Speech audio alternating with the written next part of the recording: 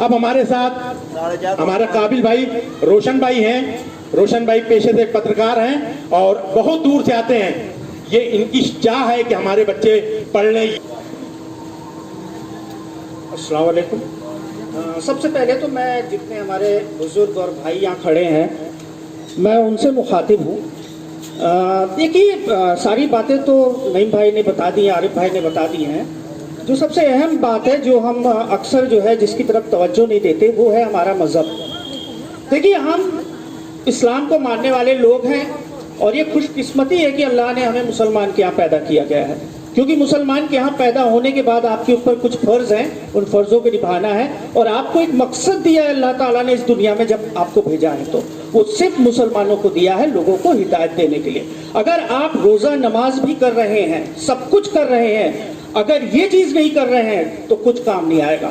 آپ کو آپ کے حق اور حقوق اس کو پورا کرنا ہے اور اسی لیے میں یہ کہہ رہا ہوں کیونکہ ہمارا اسلام کہتا ہے علم حاصل کرو. ہمارے نبی نے علم حاصل کرنے کے لیے کہا تھا کہ اگر اس کو حاصل کرنا ہے تو چین جانا پڑے تو بھی جاؤ. چین کا نام کیوں لیا تھا؟ کیا وہاں اسلام تھا؟ کیا وہاں بہت بڑا مدرسہ تھا, کوئی یونیورسٹی تھی؟ نہیں.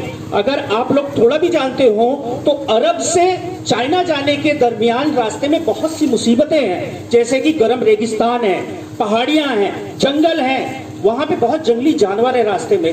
تو نبی نے اس لیے چین کہا کہ اگر آپ کو جان پر بھی کھیلنا پڑے, بہت سے بڑی بڑی دشواریوں کو بھی جھیلنا پڑے تو علم حاصل کرو. کیوں علم حاصل کرو؟ جب تک علم نہیں حاصل کرو گے نہ آپ اسلام سمجھ سکتے ہو نہ اپنا مقصد سمجھ سکتے ہو اس دنیا میں کس لیے آئے ہو, اور بے مقصد کی زندگی آپ کو کہاں لے جائے گی آپ لوگ سمجھدار ہو, سمجھ سکتے ہو. تو یہ ہمارے بھائیوں کے لیے, بزرگوں کے لیے تھا. اب میں اپنی ماں بہن بیٹیوں سے ایک سوال کر رہا ہوں, ان کو کچھ بتا رہا ہوں اور خدا کرے کہ وہ اس پہ عمل کرے. دیکھو آپ کے جو بچے ہوتے ہیں نا یہ اللہ کی نعمتیں ہیں, اور اگر آپ ان کے لیے کچھ ایسی چیزیں کر جاتے ہیں ہو سکتا ہے آپ کی مغفرت کا ذریعہ بن جائے. اور اگر آپ پڑھا کے اپنے بچے کو کسی لائق بنا دیتے ہیں سمجھ لیجئے آپ کا کام ہو گیا. اسی لیے کہا جاتا ہے ماں کے پیروں تلے جنت ہے, کیونکہ ماں جو قدم بڑھاتی ہے بچوں کے لیے وہ بہت تیز بچے آگے جاتے ہیں. تو کوشش کریے ایک ٹائم کم کھائیے, ایک روٹی کم کھائیے, بچوں کو ضرور پڑھائیے, کیونکہ بچہ جب پڑھ لے گا یہی بڑھاپے میں آپ کا سہارا بنے گا. جو بچے دن بھر سڑکوں پہ رہتے ہیں اکثر دیکھا گیا ہے وہی بچے بڑھاپے میں اپنے ماں باپ کو مارتے ہیں, پیٹتے ہیں, بدسلوکی کرتے ہیں. یہ عام بات ہو گئی ہے. اگر وہی بچہ تھوڑا سلیقے سے پڑھا ہوتا تو شاید یہ نہ کرتا.